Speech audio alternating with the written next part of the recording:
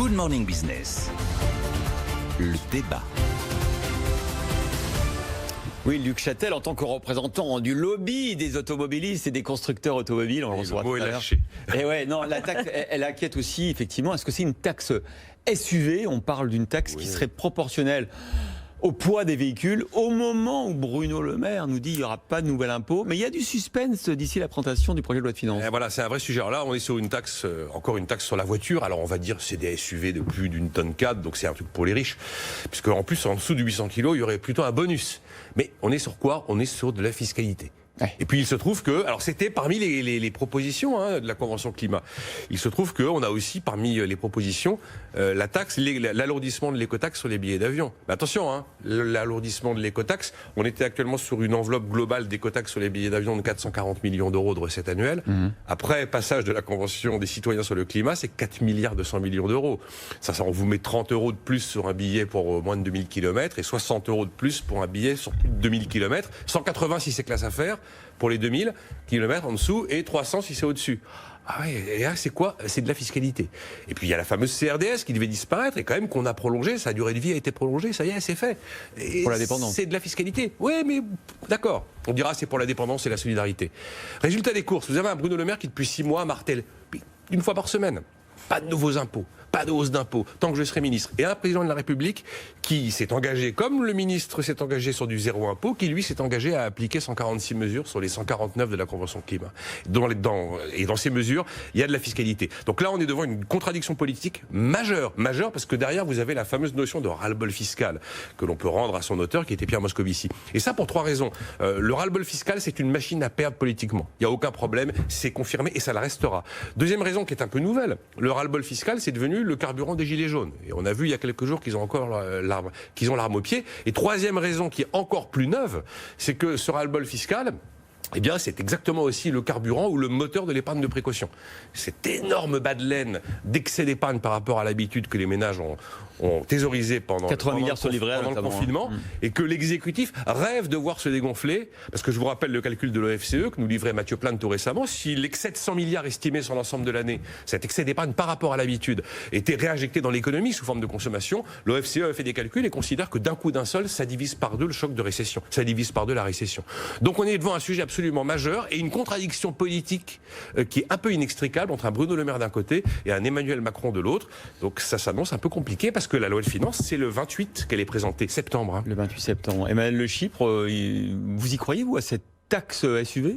C'est-à-dire, on voit bien à quel summum d'absurdité on arrive quand on combine folie fiscale française et naïveté démocratique. La folie fiscale, c'est pas récent, on la connaît, il n'y a pas un pays qui change aussi souvent son code des impôts que la France. Et la naïveté démocratique, c'est cette espèce de convention citoyenne qui est quand même une énorme arnaque intellectuelle, puisqu'on a été chercher 150 Pékin en faisant croire qu'ils étaient représentatifs des Français, qu'on les a endoctrinés.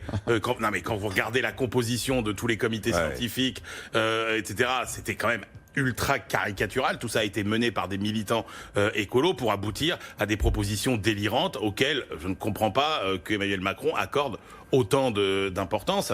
Et donc, on est dans une situation qui est totalement absurde. D'abord parce qu'effectivement, économiquement, ça peut être lourd de conséquences, pour nos constructeurs automobiles. Regardez les efforts qui ont été faits quand même au cours des 2 dernières années pour s'adapter au choc de réglementation qui a été celui des nouvelles normes parues l'été dernier. C'est considérable. Là, vous leur remettez encore un nouvel effort à leur demander. Et puis alors, là encore, en termes de cohérence, moi je veux bien, mais on nous dit il faut encourager la voiture électrique, etc. Or, on sait très bien que... c'est lourd une voiture électrique. Oui, c'est plus lourd qu'une voiture... oui, la batterie, c'est lourd. Voilà.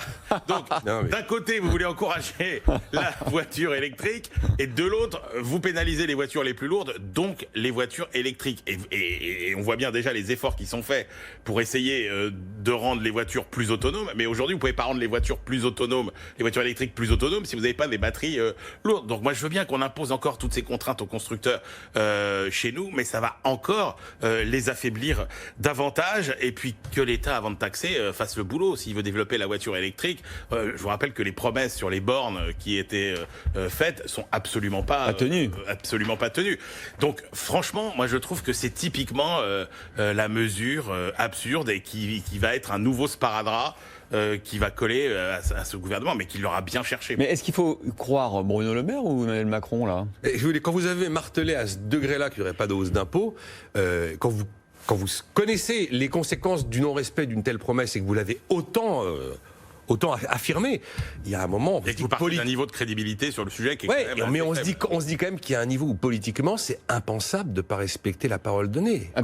Par rapport à la Convention citoyenne. Non mais alors, il y a d'un côté la parole donnée par le président de la République. Paroles données, hein. Mais là on parle à tous les Français quand on dit qu'il n'y aura pas de hausse d'impôts et on sait que c'est l'élément central qui va changer les anticipations et les arbitrages des ménages. Que Macron mange son chapeau. Alors écoutez, la sortie par le haut, ce serait de dire ouais, c'est une manière de faire payer les riches parce que le SUV c'est un truc de riche et que celui qui prend l'avion c'est pas un pauvre. Ça peut être la solution politique piteuse pour s'en sortir, mais là c'est un corner politique sur un sujet absolument central. On met une taxe sur l'achat d'un véhicule en fonction de sa feuille d'impôt et en fonction de ses revenus. Oui. Ne donnez pas des idées au gouvernement parce qu'il prend tout. Mais de toute façon, on est en train d'en arriver là, parce que je vous rappelle quand même que le maire, je crois, de Bordeaux, par exemple, a déjà suggéré que les PV de stationnement soient fonction de vos revenus. Allez, on arrête là parce qu'on nous écoute. Bercy nous écoute. Bercy nous écoute. La carte bancaire qui détient vos informations fiscales et qui ferait que vous ne payiez pas le même prix à la caisse. Taisez-vous.